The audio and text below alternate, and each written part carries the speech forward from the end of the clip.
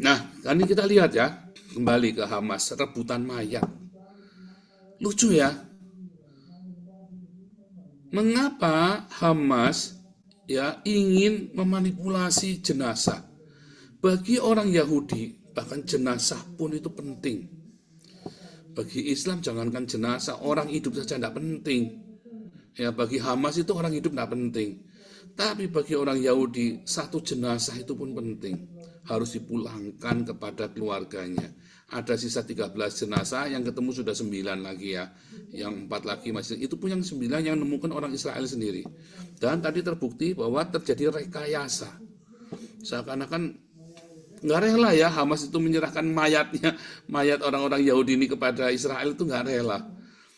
Ya, rebutan jenazah kayak Hani Kristian ya, rebutan jenazah. Hani Kristian mualaf ini ya, mengklaim jenazahnya orang tuh diklaim, jenazah orang diklaim kayak Habib ya, bikin kuburan-kuburan palsu, mayatnya orang diklaim jadi kuburannya Habib. Gila ini orang-orang Islam. Kenapa ya mereka seneng rebutan mayat ya? Nggak yang mualaf center Hani Kristian, nggak yang si Hamas ini ya rebutan jenazah, rebutan mayat. Kenapa mereka senang sekali rebutan mayat?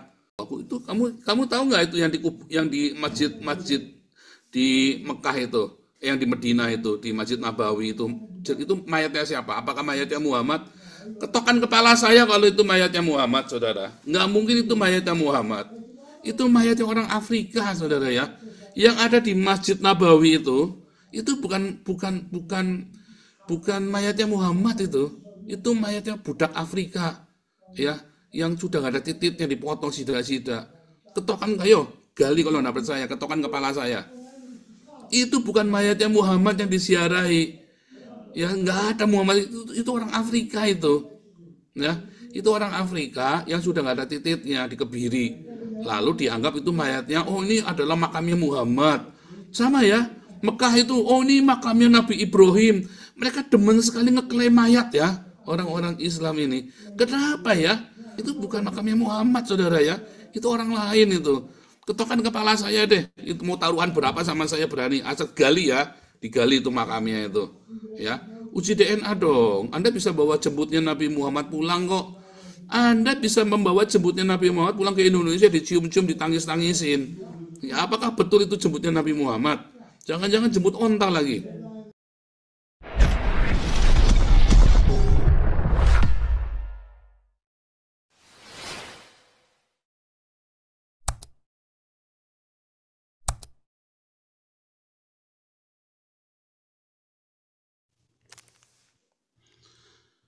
Oke, mudah-mudahan suara saya terdengar ya. Tes, tes, tes, tes.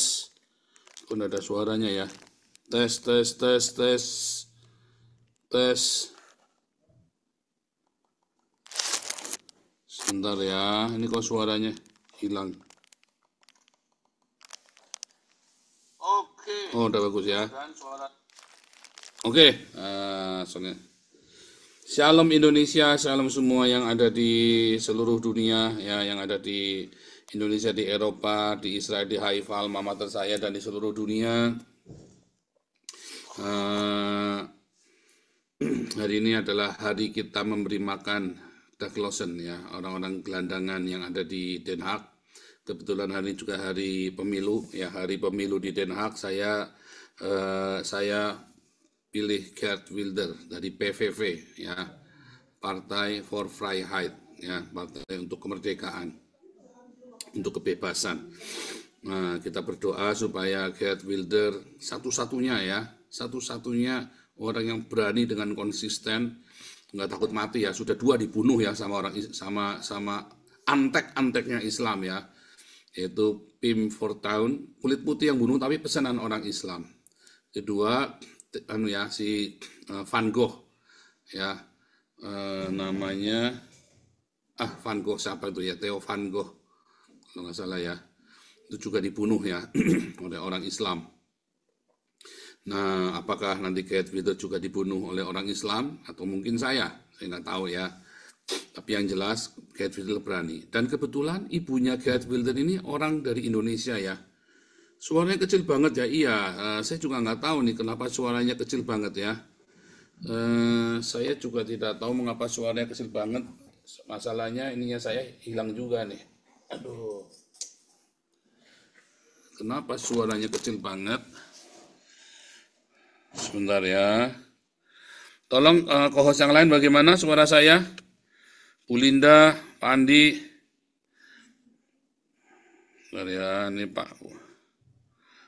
Bu Ellen, suara saya bagaimana? Bagus. Bagus ya? Bagus, Pastor. Bagus ya?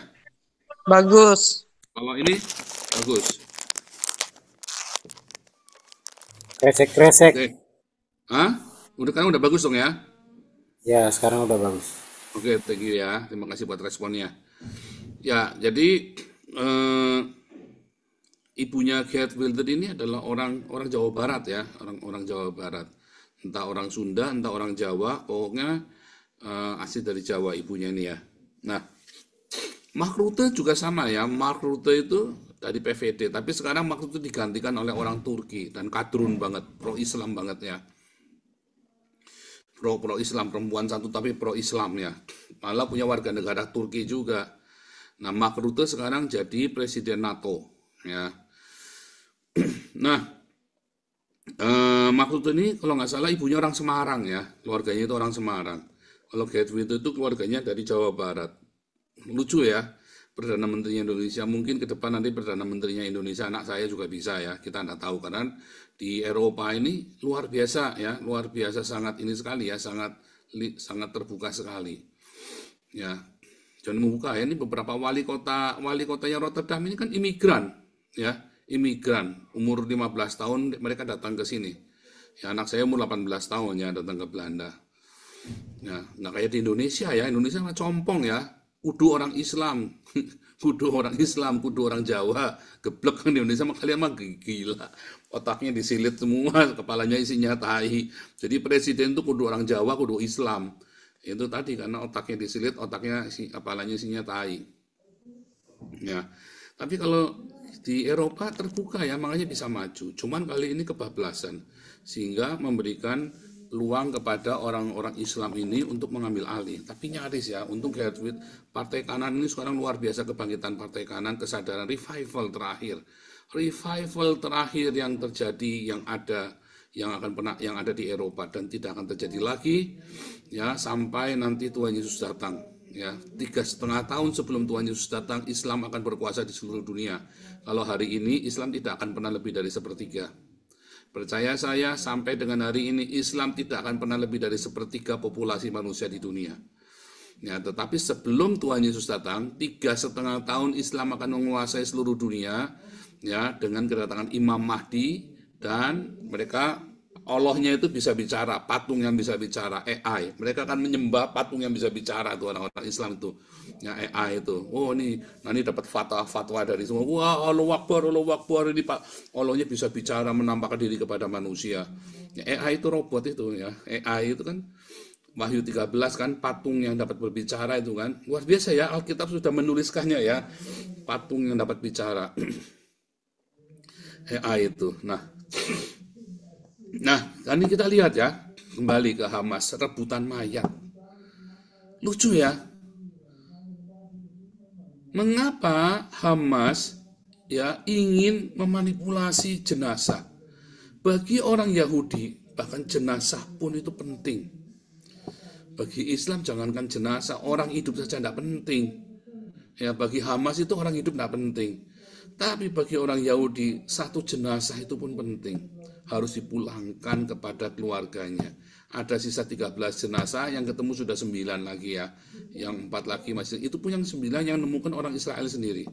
Dan tadi terbukti bahwa terjadi rekayasa. Seakan-akan nggak rela ya Hamas itu menyerahkan mayat orang-orang Yahudi ini kepada Israel, itu nggak rela. Ya, rebutan jenazah, kayak Hani Kristian ya. Rebutan jenazah. Ini mualaf ini ya, mengklaim jenazahnya orang itu diklaim, jenazah orang diklaim, kayak Habib ya, bikin kuburan-kuburan palsu, mayatnya orang diklaim jadi kuburannya Habib. Gila ini orang-orang Islam. Kenapa ya mereka seneng rebutan mayat ya? Enggak yang mualaf center Hani Christian, enggak yang si Hamas ini ya rebutan jenazah, rebutan mayat. Kenapa mereka senang sekali rebutan mayat? Ya, orang-orang Islam ini ya mengklaim Habib itu kan juga kan mayatnya orang diklaim. Jadi ini Habib ini zaman dulu ini. Terus mayatnya siapa lagi diklaim lagi ya? Mengapa orang Islam itu suka mengklaim mayatnya orang ya? Ya, Hani Christian, ya Habib itu ya kan makam-makam palsu Habib itu kan mengklaim makamnya siapa, orang-orang Jawa siapa diklaim jadi mayatnya orang Yaman, ya kan? Nanti termasuk Hamas ini suka mengklaim mayat ya, itu sangat aneh. Mungkin ada punya pemikiran apa, ada yang punya ide pemikiran apa, mengapa mereka suka sekali mengklaim mayat ya? Boleh aja ya ngomong apa saja bebas di sini ya. Rebutan mayat ala Hamas, rebutan mayat. Israelnya marah karena bagi Hamas mayat itu cuman buat klaim, cuman buat alat. Ya, tetapi bagi orang Israel jenazah pun bahkan ketika tahun 2005 orang Yahudi meninggalkan seluruh Gaza, tidak ada satupun tulang belulang orang Yahudi yang ada di Gaza dibawa. Semua dibawa semua, persis ketika tulang belulangnya Yusuf itu dibawa dari Mesir ke tanah Kanaan. Nah ini sama, tidak ada tulang belulangnya orang Yahudi di Gaza, diambil semua, dibawa pulang ke Israel. Bagi Israel itu jenazah, ya itu penting, leluhur. Bagi orang Tionghoa juga sama ya, tapi bagi orang Islam itu enggak ya, seakan-akan cuma buat mainan tok ya. Jenazahnya orang diaku-aku itu, kamu tahu nggak itu yang di masjid di Mekah itu, yang di Medina itu, di Masjid Nabawi itu mayatnya siapa? Apakah mayatnya Muhammad? Ketokan kepala saya kalau itu mayatnya Muhammad, saudara. Nggak mungkin itu mayatnya Muhammad. Itu mayatnya orang Afrika, saudara ya. Yang ada di Masjid Nabawi itu bukan mayatnya Muhammad itu. Itu mayatnya budak Afrika, ya. Yang sudah nggak ada titiknya, dipotong sida-sida. Ketokan kayo, gali kalau nggak percaya, ketokan kepala saya. Itu bukan mayatnya Muhammad yang disiarahi. Ya nggak ada Muhammad, itu orang Afrika itu. Ya, itu orang Afrika yang sudah nggak ada titiknya, dikebiri. Lalu dianggap itu mayatnya, oh ini adalah makamnya Muhammad. Sama ya, Mekah itu, oh ini makamnya Nabi Ibrahim. Mereka demen sekali ngeklaim mayat ya, orang-orang Islam ini. Kenapa ya? Anda pernah bertanya nggak? Hari ini saya tanya sama kalian supaya Anda merenung ya. Mengapa orang-orang Islam ini demen sekali ngeklaim mayat? Mayatnya Ibrahim yang di makam itu, apakah itu benar-benar mayatnya Ibrahim? Bukanlah. Ya ini Ibrahim dan Ismail dimakamkan di Mekah. Bohong bener lah, nggak ada. Kuburan kotak. Kuburan kotak itu makamnya orang-orang Persia. Darius, Raja Kores, itu makamnya kotak itu kayak orang Persia itu. Ya, nggak Ka'bah kayak kotak begitu. Itu yang bangun adalah Ibrahim, nggak mungkin. Bangunan kotak itu bukan bangunan Israel, ya. Yang kubus-kubus begitu tuh bangunannya orang ini ya, bangunannya orang Persia, Kores itu. Darius dimakamkan di situ.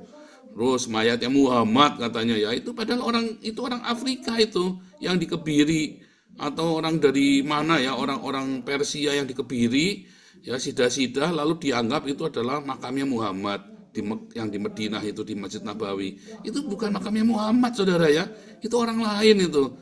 Ketokan kepala saya deh, itu mau taruhan berapa sama saya berani, asal gali ya, digali itu makamnya itu ya. Uji DNA dong. Anda bisa bawa jemputnya Nabi Muhammad pulang kok.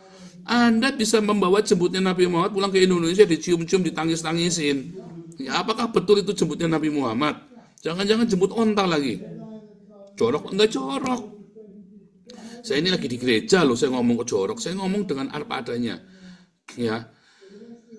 Apakah Anda yakin bahwa ya itu adalah makamnya Muhammad? Itu kan cuma iman saja, katanya. Gali deh coba. Itu kalau nggak bukan orang Afrika, ya itu orang Persia yang sudah nggak ada titiknya. Ya, Hamas rebutan mayatnya orang Yahudi. Habib rebutan mayatnya orang Jawa, diklaim katanya makamnya Habib. Hani Christian mualaf center seneng rebutan mayat. Orang Islam itu dari dulu, dari masa ke masa suka rebutan ayat, ya, rebutan ayat dan mayat. Luar biasa. Begitulah ya. Ya, kita mohon maklum saja. Nah, sekarang sudah waktunya ya saya untuk berangkat ke Kukam, ke stasiun sentral ya. Ini baru jam 4 ya ternyata ya. Udah masih sore banget ya. Masih 1,5 jam lagi saya ini berangkatnya nih, 1 jam lagi. Kita boleh diskusi apa saja ya, Bu Linda, Bu Ellen, Van Java, ya Pak Frans.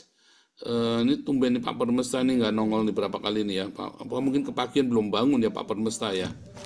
Di Amerika belum bangun dia. Oke, silakan boleh berdiskusi, siapapun boleh diskusi, saudara ya. Saudara jangan lupa, jangan sampai ada orang miskin dalam komunitas kita. Yuk, kita berbagi, menabur, kita berbagi supaya kita semua bisa saling tolong menolong. Bukan buat saya, saudara ya. Tidak ada 1 rupiah pun uang yayasan yang masuk ke rekening saya dan saya pakai untuk pribadi. Semua uang yang dikumpulkan oleh Yayasan Damaris, Embun Pagi, Damar Kasih itu adalah dari Anda yang dipersembahkan kepada Tuhan dan dikelola oleh para pengurus ya, supaya Anda semua diberkati dari surga. Ya, yang memberi diberkati, yang kekurangan juga diberkati, sehingga tidak ada seorang pun yang miskin di tengah kita. Ya, ayo saudara-saudara semuanya yang ada di YouTube, di Zoom, menabur. Ya, kita sudah kumpul 40 miliar ya. Tak 1 rupiah pun masuk ke rekening saya. 40 miliar selama 5 tahun ini ya. Tidak serupiah pun masuk ke rekening saya. Semuanya kita kembalikan untuk memberkati. Ya.